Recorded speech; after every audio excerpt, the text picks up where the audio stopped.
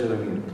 Y los otros eran los corregidores de capa y espada, que se utilizaban cuando la situación era un poco más complicada. Entonces estos señores eran fundamentalmente gente de acción, donde iban a poner orden. Y como no tenían muchos conocimientos jurídicos, lo que hacían era poner una especie de asesor al lado que se llamaba el alcalde mayor. Y el alcalde mayor iba junto con el corregidor de capa y espada a poner orden en esos pueblos. En el mismo contexto de las tierras de realengo, pues había otros pueblos, pues porque habían hecho favores al rey, o porque, bueno, por razones que el rey estimaba oportunas, el rey les daba unos fueros y les daba unas leyes para que ellos se gobernaran por sí mismos, evidentemente dentro de unos límites. Gobernarse por sí mismo quiere decir gobernar los asuntos que podían tener en común derivados de las relaciones de vecindad. Por supuesto, nada de cuestiones políticas de alto nivel, sino cuestiones de gestión, pues yo qué sé, que si los abrevaderos, que si las fuentes, que si los caminos, que si los pósitos, que si cosas de este tipo, digamos que eran de la ordinaria administración del pueblo. Y entonces empiezan a crearse unos consejos donde pues los que ejercen este tipo de actividades son, en principio, representantes de los vecinos. Sin embargo, el sistema se fue, digamos que, pervirtiendo poco a poco.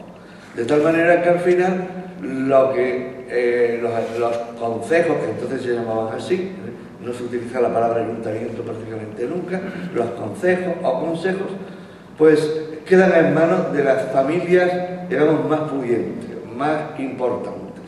En parte por la propia fuerza de la oligarquía local que se colocaba, y en parte también porque a veces los reyes, que siempre estaban en caso de dinero, pues utilizaban como fuente de ingresos pues la venta de los puestos en el concejo. Si tú quieres ser regidor, vale, pues me vas a pagar tanto y yo te nombro a ti regidor y además se lo puedes legar a tus hijos y a los hijos de tus hijos, en plan, incluso a veces se podían hasta transmitir por herencia.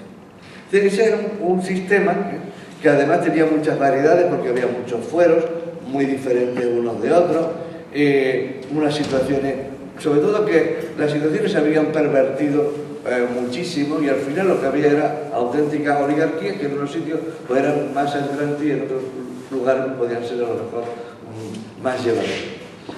Nuestro punto de partida es, una vez que sabemos que eso pasa así, cuando nacen los ayuntamientos modernos, los ayuntamientos contemporáneos. Y eso ocurre por lo menos sobre el papel en las Cortes de Cádiz.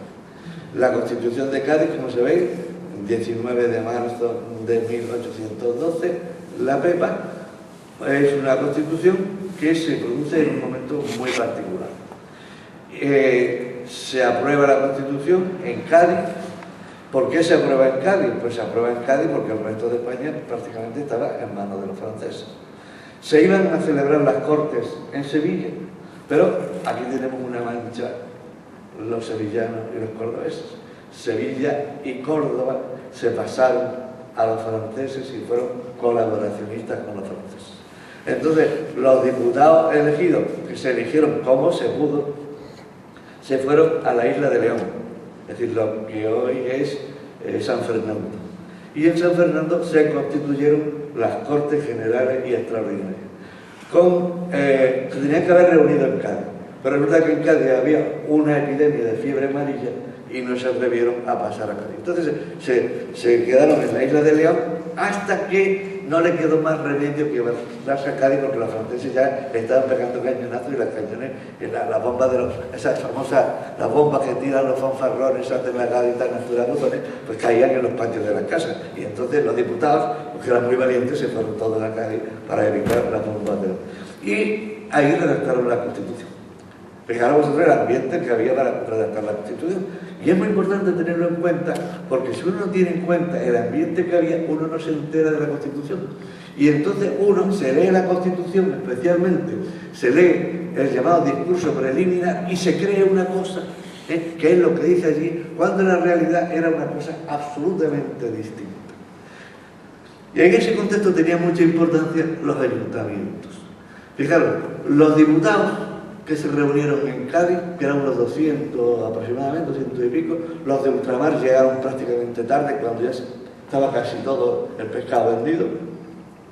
La mayoría eran comerciantes, abogados y clérigos, gente muy culta, gente, fijaros vosotros también, absolutamente encandilados por las ideas de la Ilustración y de la Revolución Francesa, absolutamente encandilados propiamente por las ideas que traía Napoleón. Lo que pasa es que eran patriotas, lo mismo que hubo muchos españoles tan patriotas como estos, pero equivocados, que siempre creyeron que la mejor manera de colaborar en el progreso de España era apoyando a Napoleón. De hecho, el primer gran jurista, que tendré que citarlo luego de su momento, de los padres del derecho administrativo español, que le debemos hoy prácticamente la armazón de nuestra administración, fue un afrancesado. Un señor que se llamaba Javier de Burgos, natural de Motril, provincia de Granada. Este señor estaba tenía tan admiración por las ideas de la revolución, porque le parecía que los que teníamos los españoles aquí, que era el antiguo régimen, era un atraso, que eso no nos llevaba a ningún sitio, que este hombre consideró que lo que tenía que hacer era apoyar al rey José I. Tanto es así que fue nombrado subprefecto de Motril y ejerció como subprefecto de Motril un tiempo hasta que tuvo que salir corriendo con las tropas francesas, porque si no se lo hubieran matado. Bien, pues esa constitución que la hacen una serie de señores admiradores de las ideas francesas y de las ideas de la Ilustración, tienen que darle de cara al pueblo español, que eran los señores que estaban no reunidos en el oratorio de San Felipe Neri ni en ningún sitio de esto, sino en el puente de Zuazo y en esos sitios alrededor de Cádiz, pegando el tiro a los franceses, le tienen que vender una constitución con unas ideas de fondo que son las ideas que estos otros están combatiendo en la calle. Eso evidentemente no se podía hacer. Entonces, ¿qué es lo que hacen? Pues manipular por completo la realidad. ¿Y en qué se apoyan? Precisamente en los ayuntamientos, precisamente en lo que ellos llamaban las libertades concejiles de Castilla y León. Y esas libertades concejiles que se las inventan, que nunca las hubo en Castilla y León, sirvieron como de papel de celofán para enmascarar una constitución absolutamente liberal y absolutamente, por tanto, afrancesada. Entonces, ellos establecen un sistema centralizado, siguiendo más o menos las pautas que se habían ido estableciendo en Francia antes de Napoleón y ya durante el mandato de Napoleón. Esta constitución pues fue una constitución que tuvo una escasa vigencia práctica, porque fijaros, se aprobó en 1812 y en 1814 llegó Fernando VII y la derogó, porque cuando llegó Fernando VII, que venía del cautiverio teóricamente, aunque Fernando VII había traicionado a España, había traicionado a su padre, había traicionado a todo el que pudo traicionar, pero el pueblo español creía en él. Y cuando Fernando VII vino de Francia aquí, se encontraba aquellos espectáculos del Vivan las Cadenas, el manifiesto de los persas, donde muchos españoles le pedían que gobernara como rey absoluto y que pusiera fin a la Constitución de 1812. Y él, pues efectivamente, eso es lo que hizo, le puso fin a la Constitución de 1812. No, la Constitución de 1812 en vigencia práctica no se puede decir que tuviera. Se la volvió a poner en vigor unos años más tarde, en 1820, tras el pronunciamiento de Riego, cuando se inició el llamado trienio constitucional. Pero el trienio constitucional fue un auténtico desastre. Fueron 3 años de inestabilidad absoluta, de falta de orden. Se hicieron unas leyes importantes en materia de ayuntamientos, pero yo creo que en la práctica eso nunca se hizo. Fijaros, lo primero que hace la Constitución, por cierto, es dedicarle una extensión enorme a los ayuntamientos.